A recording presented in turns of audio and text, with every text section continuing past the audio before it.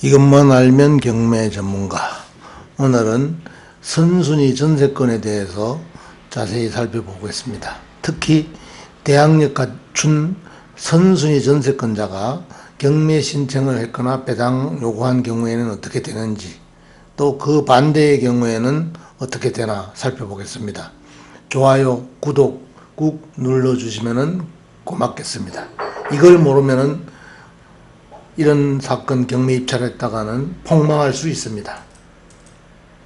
자, 우선 선순위 전세건에 대해서 대법원 판례를 한번 살펴보도록 하겠습니다.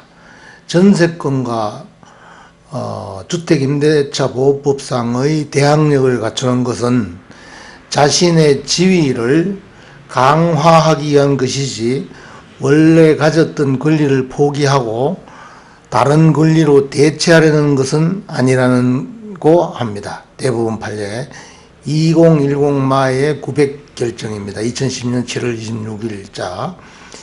자신의 지위를 강화하기 위하여 설정한 전세건으로 인하여 오히려 주택임대차보호법상의 대항력이 소멸된다는 것은 부당하다 하는 점, 동일인이 같은 주택에 대하여 전세건과 대항력을 함께 가지므로 대항력으로 인하여 전세건 설정 당시 확보한 담보가치가 훼손되는 문제는 발생하지 않는다는 점 등을 고려하면 최선순위 전세건자로서 배당 요구를 하여 전세건이 매각으로 소멸되었다 하더라도 변제받지 못한 나머지 보증금에 기하여 대항력을 행사할 수 있고, 그 범위 내에서 임차주택의 매수인은 임대인의 지위를 성기한 것으로 보아야 한다.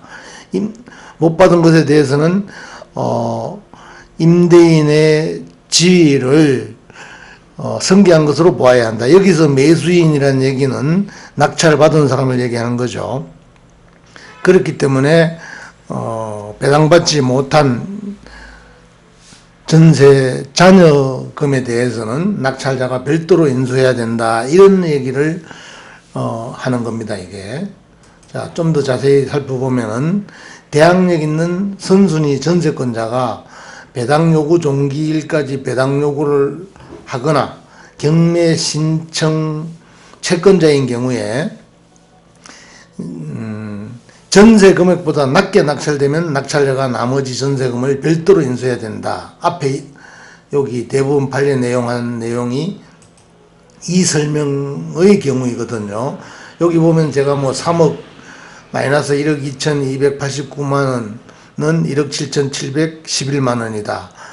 별도로 1억 7,711만 원을 인수해야 되므로 결과적으로 3억에 매수하는 거다, 이렇게 써놨는데, 요 설명이 뭐냐 보시면은 요 사례를 보시면 되겠습니다. 감정가 3억이고 여기 보면은 전세건 설정이 3억으로 되어 있습니다. 그리고 2013년 10월 18일에 최선순위로 전세건이 설정되어 있었죠. 근데 2013년 7월 3일에 전입도 해놨단 말이죠. 전입을 했다는 얘기는 대항력을 갖췄다는 얘기잖아요. 그 2일부터 대항력이 생기는 거니까, 이렇게 두 가지를 다 가졌을 때 요 물건을 뭐 이렇게 1억 2,289만에 낙찰을 받더라도 앞에 제가 요 계산하는 것처럼 1억 7,711만 원을 별도로 낙찰자가 전세권자에게 물어줘야 하기 때문에 결과적으로 이 사건은 3억에 낙찰받는 결과가 된다, 이런 얘기입니다. 이 판례의 설명이, 앞에 얘기한 이 판례의 설명이 바로 이거를 얘기하는 겁니다. 그래서 이런 경우에 대항력을 갖추고 전세건도 선순위인 경우에 이 1억 2,289만 원에 하더라도 결국은 3억에 낙찰받는 거나 마찬가지다, 이런 설명인 겁니다. 잘 기억해 주시면 좋겠습니다. 자, 선순위 전세권자인데 대항력이 없는, 그러니까 전입신고를 안 한 걸 얘기하는 거죠. 선순위 전세권자가 경매 신청을 했거나 배당 요구한 경우 전세금보다 앞에처럼 낮게 낙찰되어 하더라도 이런 경우에는 별도 인수할 금액이 없습니다. 자, 요거는 제가 이제 참고로 설명드리기 위해서 여기에 있던 거는 지우고 이렇게 해놨습니다. 자, 여기 보시면 2013년 10월 18일이고, 만약에 전입을 안 했든지 이 같은 도시가 늦게 했더라도, 늦었다는 얘기는 요 뒤에 가압류보다도 늦죠. 2015년 1월 26일 가압류가 있고, 요거 전입은 그 이후에 되어 있기 때문에, 이런 경우나 이거 전입을 안 했을 경우도 마찬가지입니다만은, 이런 경우에는 여기 앞에 설명드린 것처럼 별도로 인수할 필요가 없다, 이런 얘기죠. 그러면은 결국은 요 금액으로 1억 2,289만 원을 낙찰받음으로써 상당히 싸게 낙찰을 받은 게 되는 거죠. 그 앞에 1항과 2항을 좀 잘 구별해 주시면은 좋겠습니다. 선순위 전세권자가 또 배당 요구를 안 했거나 경매 신청도 안 한 경우 전세금 전액을 낙찰자가 별도로 인수를 해야 됩니다. 요거는 요 사례를 한번 보겠습니다. 여기 보시면은 전세권은 2017년 11월 17일 요 강제경매를 신청했는데 동일입니다만은 4천만 원으로 다른 채권, 동일 채권이 아니라는 얘기죠. 이렇게 경매 신청을 했습니다. 강제경매죠. 근데 이 사람 같은 경우에는